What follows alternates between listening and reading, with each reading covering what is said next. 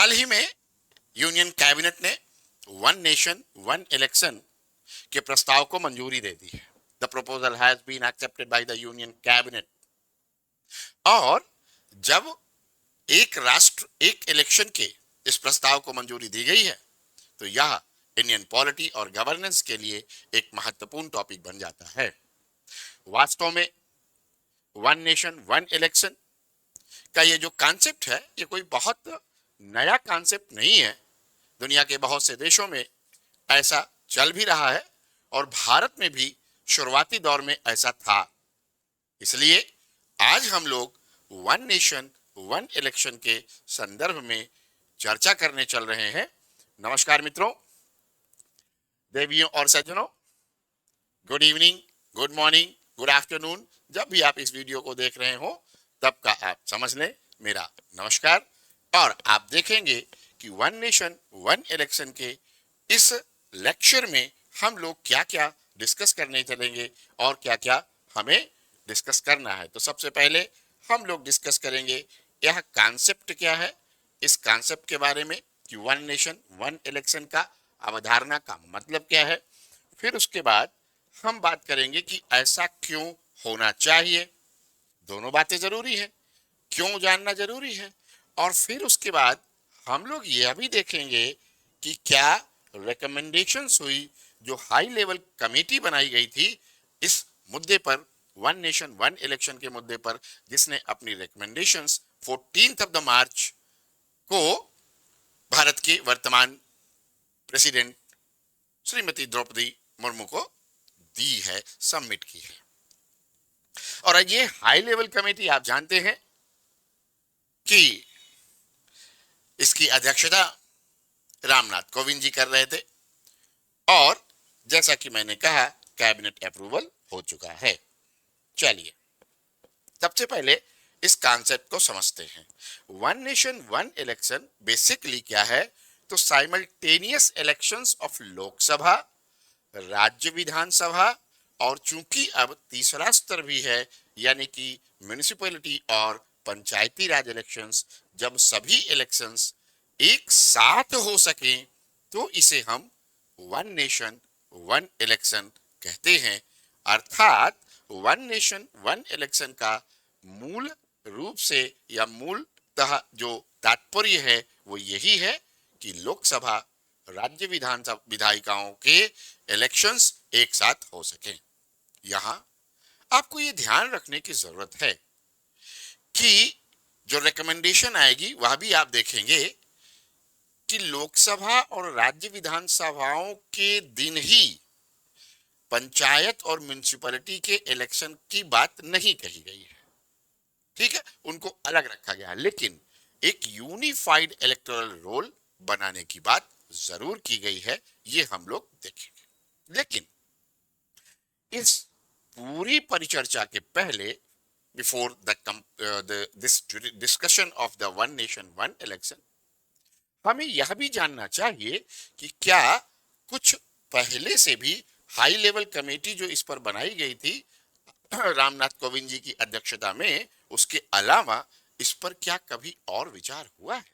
तो वास्तव में आप देखेंगे तो 1983 में इलेक्शन कमीशन की जो वार्षिक रिपोर्ट आती है, हर साल इसकी एक रिपोर्ट आती है वार्षिक, तो 83 के एनुअल रिपोर्ट में इलेक्शन कमीशन ने स्पष्ट रूप से कहा कि हमें पुनः जो है साइमल्टेनियस इलेक्शंस की ओर लौट जाना चाहिए। और याद रखिएगा 1983 का ये समय जब 1992 में 73वां और 74वां संविधान संशोधन किया गया उसके पहले का है। यानी कि जब एनुअल रिपोर्ट में निर्वाचन आयोग ने 1983 में ये बात कही तो उस समय लोकसभा और राज्य विधानसभाओं के, पूरे देश के राज्यों की विधानसभाओं के इलेक्शन को एक साथ कराने के दौर में वापस लौटने की अनुशंसा की थी। वापस लौटने की, रिटर्निंग, इस बार टाइटल ही दिया कि रिकमेंडेशन किया एनुअल रिपोर्ट में कि we should return to the simultaneous elections of Lok Sabha and state assemblies. इसका मतलब यह हुआ कि पहले ऐसा होता था। तो एक जो कंफ्यूजन लोगों में है कि यार ये तो नई बात की जा रही है और ये फेडरल स्ट्रक्चर के अगेंस्ट है। तो मित्रों, ऐसा नहीं है। यह पहले जब हमारा जनरल इलेक्शन हुआ तो उस जनरल इलेक्शन में लोकसभा और राज्य विधानसभाओं के इलेक्शंस एक साथ हुए थे, पहला इलेक्शन। ठीक है, 1967 के बाद इसमें समस्या आनी शुरू हुई। चलिए आगे हम लोग देखते हैं।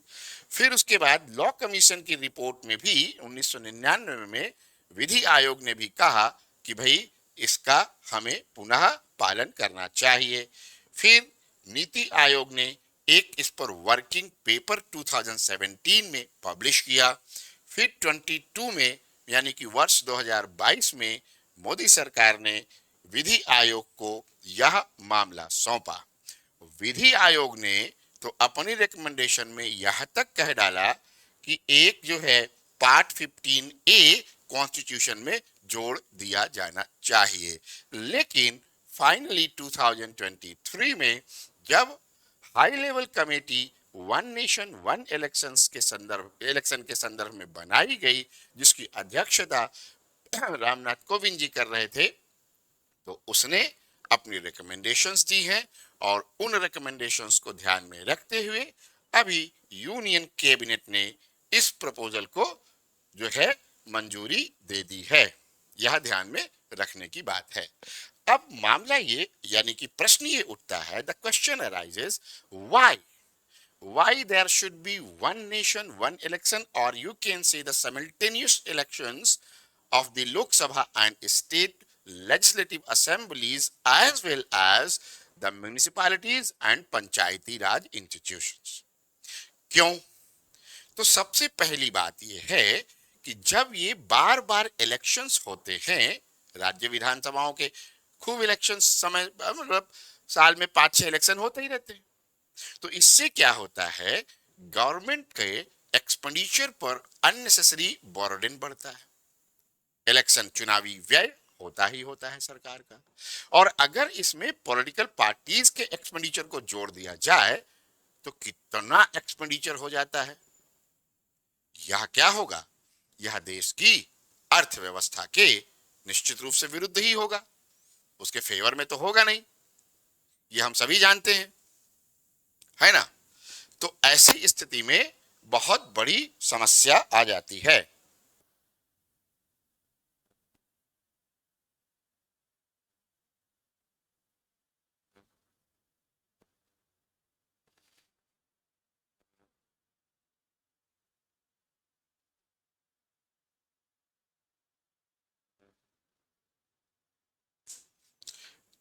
यहां एक और बात कहनी बड़ी जरूरी है कि जब हम देखते हैं पॉलिटिकल पार्टीज के एक्सपेंडिचर को, तो हम ये भी जानते हैं कि बहुत ज्यादा ब्लैक मनी का सर्कुलेशन भी, काले धन का सर्कुलेशन भी अर्थव्यवस्था में हो जाता है इलेक्शंस के दौरान। तो यह भी हमारी इकोनॉमी के लिए उचित नहीं है। जहां एक तरफ गवर्नमेंट का एक्सपेंडिचर बढ़ता है, वहीं अगर पॉलिटिकल पार्टीज द्वारा किए जाने वाले व्यय को, खर्च को देखें तो ये बहुत बड़ी राशि हो जाती है। फिर उसके बाद क्या होता है कि इसके कारण बार बार इलेक्शन हो रहा है, तो जो पॉलिटिकल पार्टी सेंट्रल गवर्नमेंट में यानी कि आपके केंद्र सरकार में बैठी हुई है, वो पॉलिटिकल पार्टी राज्यों का इलेक्शन भी लड़ती है, और इलेक्शंस के कारण फिर क्या होता है, एक तरह की अनसर्टेनिटी और इनस्टेबिलिटी का माहौल पैदा हो जाता है, अनिश्चितता और अस्थिरता का माहौल पैदा हो जाता है। और ये अनिश्चितता और अस्थिरता का जो माहौल होता है, इससे सप्लाई चेन पर नकारात्मक प्रभाव पड़ता है, जो बिजनेस इन्वेस्टमेंट्स हैं वो रुक जाते हैं। लोग सोचते हैं कि चलो अब देखते हैं किसकी सरकार बनेगी, और क्योंकि सरकार अगर किसी पर्टिकुलर पार्टी की बनती है तो उसकी विचारधारा के अनुसार अर्थव्यवस्था में भी कुछ छोटे मोटे या कई बार बड़े परिवर्तन आ जाते हैं, तो रुक जाता है, स्टाल्ड हो जाता है इन्वेस्टमेंट, और अंततः ये क्या होगा, अर्थव्यवस्था को, आर्थिक समृद्धि को निगेटिवली इंपैक्ट डालेगा, विपरीत प्रभाव डालेगा, एडवर्स इंपैक्ट डालेगा।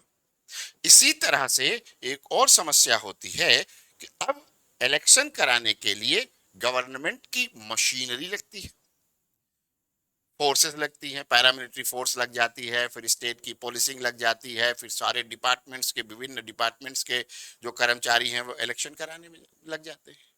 इससे क्या हुआ कि वो जो उनका जो रूटीन काम है, जो उनकी वास्तविक ड्यूटी है, उसको वो डिस्चार्ज, उनके उस जो रियल वास्तविक ड्यूटी है उसके डिस्चार्ज में, यानी कि उसके निष्पादन में भी प्रभाव पड़ता है। और ऐसा होने से क्या होगा कि जो सेवाएं हैं नागरिकों को मिलने वाली, उन पर भी विपरीत प्रभाव पड़ता है।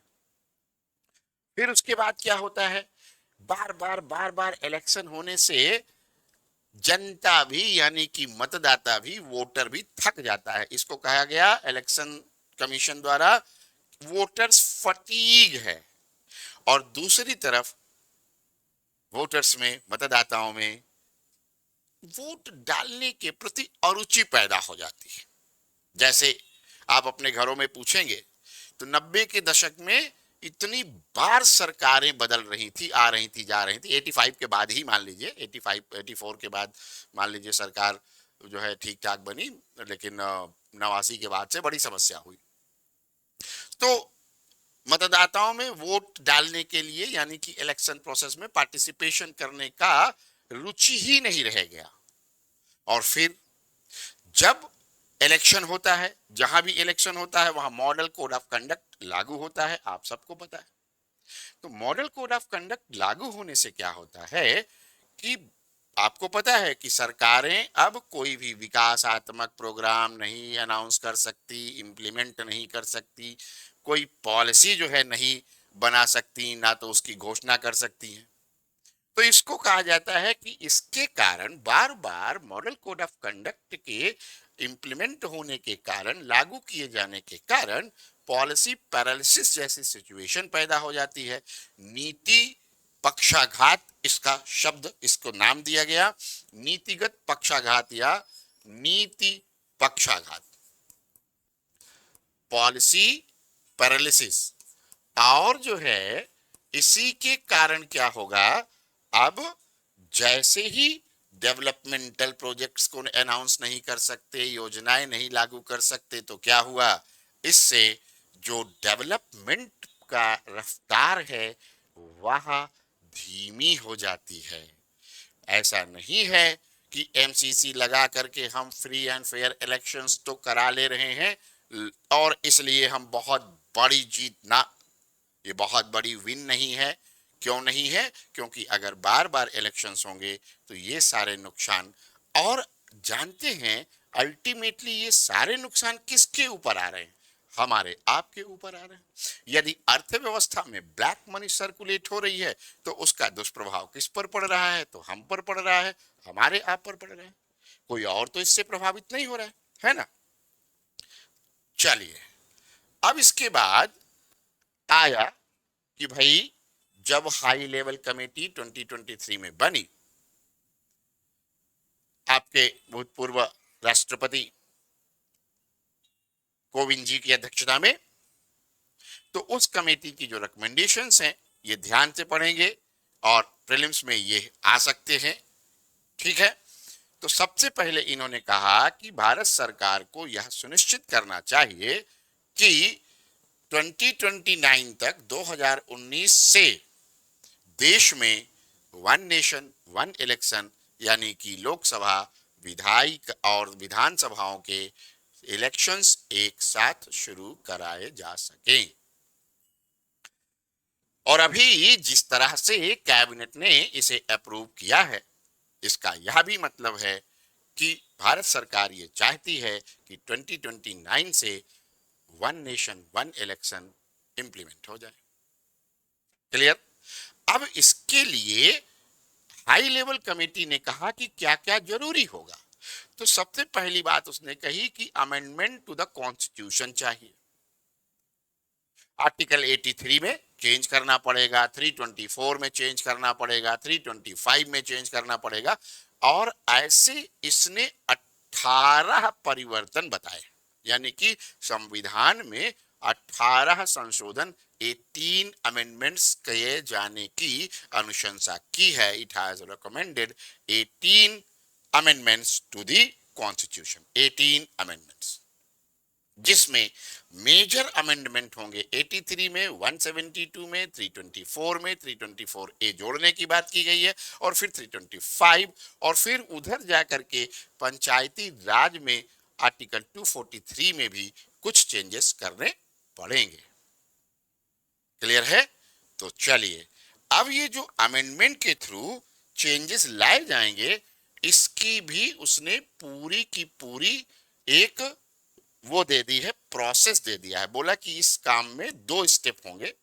पहला स्टेप होगा कि लोकसभा और स्टेट असेंबलीज के इलेक्शंस को एक साथ लाया जाए, और दूसरे स्टेप में यह सुनिश्चित करना होगा कि पंचायती राज इंस्टीट्यूशंस और म्युनिसिपैलिटीज के इलेक्शंस, जनरल इलेक्शन आप सभी जानते होंगे, आम चुनाव जो है वो पूरे के पूरे दोनों को मिलाकर के कहे जाते हैं। लोकसभा और राज्य विधायिकाओं के इलेक्शंस को आम चुनाव कहा जाता है।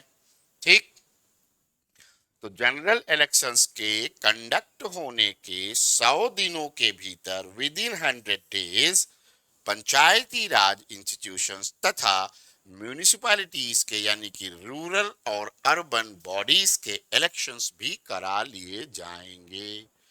2 स्टेप में ये चेंज लाना है, ऐसा इस कमेटी ने रेकमेंड किया। आप जरा देखिए, तो कहा कि भाई जब लोकसभा और राज्य स्टेट लेजिस्लेटिव असेंबलीज के इलेक्शंस को साइमल्टेनियस कराना चाहते हैं, एक साथ लाना चाहते हैं, तो इसके लिए क्या करना होगा? तो इसके लिए सबसे पहली बात तो एक तारीख फिक्स करनी पड़ेगी, एक डेट फिक्स करनी पड़ेगी कि इस डेट पर सभी जो है राज्यों की विधायिकाओं के कार्यकाल समाप्त हो जाएंगे, तभी तो सब में इकट्ठे इलेक्शन हो पाएगा, अन्यथा संभव नहीं है। तो कहा कमेटी ने, हाई लेवल कमेटी ने, उच्च स्तरीय समिति ने, फिर से मैं रिपीट कर रहा हूं, 2023 में बनी थी, और उसने 14 मार्च जो है 2024 को आपके राष्ट्रपति को अपनी पूरी रिकमेंडेशन सौंपी है, जिसका अप्रूवल कैबिनेट ने कल किया है, थर्सडे। ठीक है, तो पहली बात तो यह है कि सेंट्रल गवर्नमेंट को एक टाइम पिक करना पड़ेगा, और उस टाइम का एक स्पेसिफिक डेट होगी, और उस निश्चित तारीख को यह माना जाएगा कि सभी राज्यों की विधानसभाओं का कार्यकाल एंड हो रहा है। अब देखिए, तो क्या करना पड़ेगा? इसके लिए संशोधन करना पड़ेगा। क्यों करना पड़ेगा? क्योंकि आर्टिकल 83 पार्लियामेंट के, यानी लोकसभा के कार्यकाल की बात करता है, और आर्टिकल 172 राज्य विधानसभाओं के कार्यकाल की बात करता है कि 5 वर्ष का होगा, वो आप जानते हैं।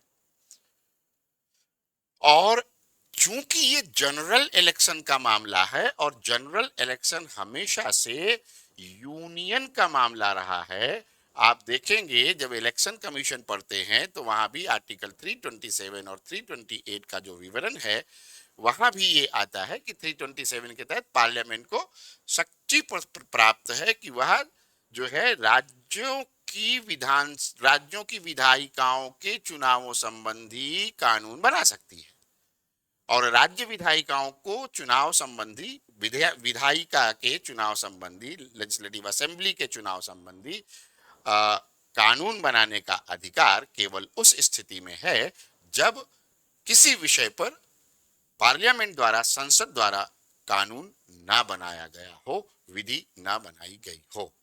तो आर्टिकल 83 और 172 में चेंज करना पड़ेगा, अमेंडमेंट करना पड़ेगा। और ध्यान देने की बात यह है, जैसा कि मैंने कहा, इलेक्शन संबंधी सभी जो है कानून बनाने का अधिकार किसके पास है? पार्लियामेंट के पास है, और जब पार्लियामेंट नहीं बनाई हो किसी विषय पर कोई कानून, तभी राज्य विधायिका अपने राज्य के संदर्भ में वो कानून बना सकती है। और आज तक राज्य की किसी भी विधानसभा ने इलेक्शन संबंधी कोई कानून बनाया ही नहीं है, यह भी ध्यान रखिए। तो इसलिए चूंकि यह फेडरल फीचर से संबंधित ही नहीं है मामला, इसलिए इसमें राज्यों द्वारा, जो कहते नहीं कि जैसे जीएसटी में आधे से अधिक राज्यों का रेटिफिकेशन लगा था, जरूरी था। अभी आगे हम लोग देखेंगे जब हम म्युनिसिपैलिटी और क्या कहते हैं पंचायत राज को लाएंगे तो रेटिफिकेशन की जरूरत पड़ेगी। तो यहां लेकिन आधे से अधिक राज्यों के या किसी राज्य के किसी रेटिफिकेशन की पुष्टिकरण की आवश्यकता नहीं है। तो ये काम तो यूनियन गवर्नमेंट, और आई मीन टू से the parliament can do easily, संसद इसे आसानी से कर सकती है। फिर अब जो है उसने कहा कि एक आर्टिकल और जोड़ना होगा, आर्टिकल 324 ए, और 324 ए जोड़ करके उसमें प्रावधान करना पड़ेगा कि पार्लियामेंट में make law to ensure that the elections of municipalities and panchayat raj institutions to be held together with the general elections. जो मैंने आपसे कहा कि 100 दिन के भीतर का 100 दिन का समय दिया जा रहा है कि पंचायत राज और म्युनिसिपैलिटी का इलेक्शन सुनिश्चित कराया जाए, तो उस संदर्भ में कह रहा है कि भाई एक आर्टिकल 324 ए जोड़ दो इलेक्शन वाले पार्ट में, निर्वाचन आयोग में, क्योंकि 324 से शुरू हो जाता है निर्वाचन आयोग, वहां जाकर के जोड़ दीजिए और यह शक्ति दे दीजिए संसद को कि वो जनरल इलेक्शन के साथ, आम चुनावों के साथ म्युनिसिपैलिटी और पंचायत राज के इंस्टीट्यूशंस के भी चुनाव करा सके। क्लियर? और जो है देख रहे होंगे इधर इधर लंबे में लिखा है रेटिफिकेशन, इसमें रेटिफिकेशन की आवश्यकता पड़ेगी। आधे से अधिक राज्यों की सहमति अति आवश्यक है, क्योंकि पंचायत और म्युनिसिपैलिटी राज्यों का विषय है। अब इसके बाद इस कमेटी ने, हाई लेवल कमेटी ने फिर कहा कि आर्टिकल 325 में भी एक और संशोधन करना होगा कि एक ही इलेक्टोरल रोल और एक ही इलेक्शन आईडी बनाई जा सके, और जिसका प्रयोग तीनों स्तरों के चुनाव में किया जा सके। ये जान लीजिए, ये बहुत बड़ा सुधार है।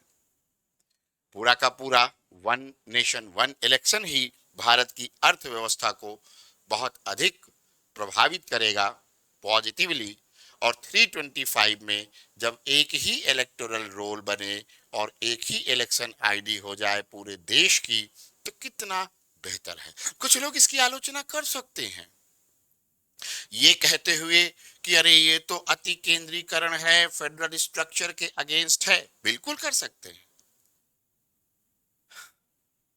पर देखना होगा कि देश की अर्थव्यवस्था के हित में क्या है, देश के नागरिकों के हित में क्या है, पॉलिटिकल पार्टीज का हित हमें त्यागना पड़ेगा। चलिए आगे बढ़ते हैं। तो इसमें और इसमें 325 वाला ये जो चेंज करना पड़ेगा कि चेक करने की अनुशंसा की गई है, और ये करना पड़ेगा मैं इसलिए बोल रहा हूं क्योंकि भाई देखो कैबिनेट ने अप्रूव किया है तो ऑलमोस्ट इस पर काम होगा ही होगा, ये लॉ आएगा।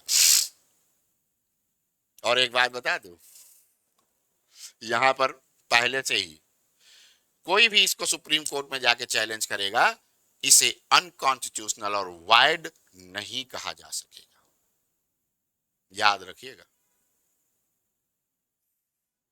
मैं पहले ही बता दे रहा हूं, अगर वन नेशन वन इलेक्शन का ये प्रपोजल आया है और तमाम सारे जो चेंजेस होंगे अगर कर दिए जाते हैं तो ये अनकॉन्स्टिट्यूशनल नहीं हो सकता है, ये ध्यान में रखिएगा। अब इसमें एक और प्रावधान कर दिया गया, और ये बड़ा जबरदस्त प्रावधान है। सॉरी अनुशंसा है, वो ये है कि अगर किसी कारणवश हंग पार्लियामेंट हो जाए, मान लो इलेक्शन हुआ तो राज्य की विधानसभा या लोकसभा में बहुमत किसी एक राजनीतिक दल को नहीं मिला और मजबूरी हो गई है, कोई सरकार, कोई भी पॉलिटिकल पार्टी गवर्नमेंट नहीं बना पा रही है, तो फिर से विकल्प क्या होता है? री इलेक्शन। और जब पुनः निर्वाचन कराने की आवश्यकता उस समय पड़ रही है, पहली बार में जब शुरू में ही इलेक्शन हुआ और हंग हो गई विधानसभा या हंग हो गई लोकसभा, तो भाई 5 साल के लिए होगा। लेकिन मान लो कुछ समय तक लोकसभा चली, उसके बाद नो कॉन्फिडेंस मोशन आया, लोकसभा विघटित हो गई, लेकिन समय बचा है केवल 3 साल। 2 साल सरकार चली, उसके बाद चली गई नो कॉन्फिडेंस मोशन में। और अब अविश्वास प्रस्ताव से सरकार तो चली गई, लोकसभा विघटित हो गई, लेकिन सरकार भी नहीं बन पाई कि कोई अपोजिशन पार्टी लोग जिसने क्या कहते हैं अविश्वास प्रस्ताव लाया था, सरकार को गिराया था, वो सरकार बना ले। तो कहा कि ऐसी स्थिति में केवल unexpired term of the house के लिए इलेक्शन होगा। मालूम है क्यों? क्योंकि ज्यादातर ये गड़बड़ी का कारण ही यही था। अभी मैंने बताया ही नहीं था कि ये आखिर लोकसभा और राज्य विधानसभाओं के चुनाव को आम चुनाव कहा गया और उसके बावजूद भी ये कैसे स्कैटर्ड हो गया, कैसे बिखर गया। तो इसके बिखरने के पीछे दो मुख्य कारण हैं। एक तो असमय, मान लो किसी सरकार ने टर्म नहीं पूरा किया और उसको राष्ट्रपति शासन लगा करके, प्रेसिडेंट रूल लगा करके खत्म कर दिया गया, तो फ्रेश इलेक्शन हुआ नेक्स्ट 5 इयर्स के लिए। मान लो after the this revocation of president rule, राष्ट्रपति शासन हटाए जाने के पश्चात मान लो नया इलेक्शन हुआ। 2 साल तक मान लो उस राज्य की सरकार चली थी, 3 साल बचा हुआ था 5 साल पूरा होने में, अब नया इलेक्शन हुआ, अगले 5 साल फिर सरकार चली, तो क्या हो गया? वो साथ साथ चलने वाला लिंक टूट गया। अब वो क्या हुआ? वो 2 साल पीछे हो गया उस राज्य का इलेक्शन। एक तो ये कारण, और दूसरा जो है यह भी कारण बना कि कुछ अविश्वास प्रस्ताव के कारण सरकारें गिराई गईं राज्यों की, तो उससे भी गड़बड़ हो गया। केंद्र में भी यही स्थिति रही, लोकसभा कई बार विघटित कर दी गई, सरकारें अपना कार्यकाल पूरा नहीं कर पाई। तो जब सरकारें अपना कार्यकाल पूरा नहीं कर पाएंगी, अपना टर्म पूरा नहीं करेंगी, 5 इयर्स पूरा नहीं करेंगी, तो जो भी शेष समय होगा केवल उसी शेष समय के लिए चुनाव कराए जाएंगे। जिससे क्या फायदा होगा?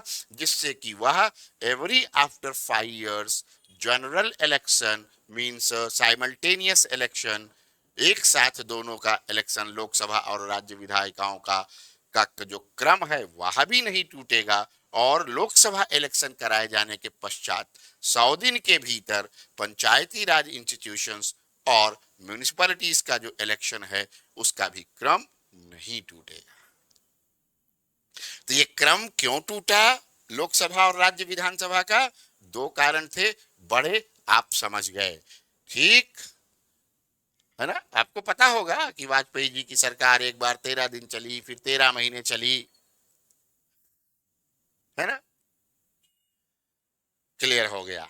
चलिए, अब इसके बाद जो है अगला कहा, एक और बात कही गई थी, बहुत ज्यादा ये चर्चा में थी कि जैसे जर्मनी में सरकार को गिराने के पश्चात सरकार बनाना भी जरूरी है, नहीं तो सरकार नहीं गिरेगी। इसे कहा जाता है constructive vote of no confidence या constructive motion of no confidence.